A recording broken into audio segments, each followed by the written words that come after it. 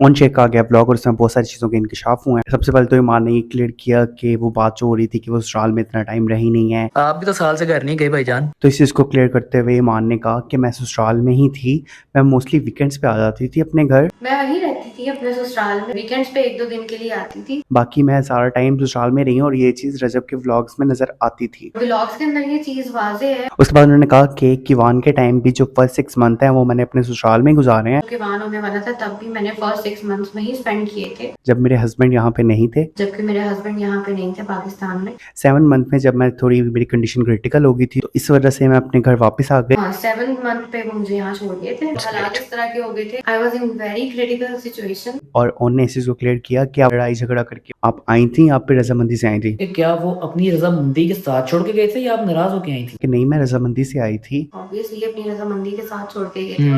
मसला ये था कि मेरे घर से जो मेरा हॉस्पिटल है वो 10 मिनट्स की ड्राइव पे था। हॉस्पिटल चूंकि घर के करीब है यहाँ से 10 मिनट ऑन ड्राइव। तो इस वजह से हम लोगों ने आपस में ये डिसाइड किया कि मैं यहाँ पे शिफ्ट होती हूँ। तो रजब ने जो अपने पॉडकास्ट में और लाइव में बोला था कि ईमान बहुत टाइम यहाँ पर नहीं रुकी, तो इस वजह से हमारी कोई अंडरस्टैंडिंग वगैरह भी नहीं थी, ऐसा कोई सीन नहीं था। इस वजह से उसने अपनी फैमिली को चूज़ किया, मैंने अपनी फैमिली को चूज़ किया।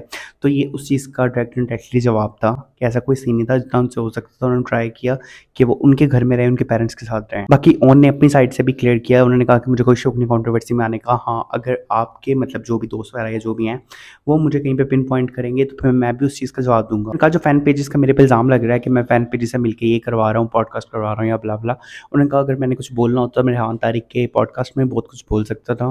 बाकी उन्होंने कहा कि 3 ऐसे फ़ैन पेजेस हैं जिनको मैं जानता हूँ, उसके अलावा जो बाकी 40+ फ़ैन पेजेस हैं उन सब से मेरी बात नहीं होती, मैं नहीं जानता। और उन्होंने कहा कि अगर आपको लगता है कि वो आपके खिलाफ वीडियोस बना रहे हैं, ऐसा कोई सीन है, तो आप बेशक आप उनके खिलाफ एफआईआर करवाएं, जो भी है उनकी साइबर क्राइम में कंप्लेन करें।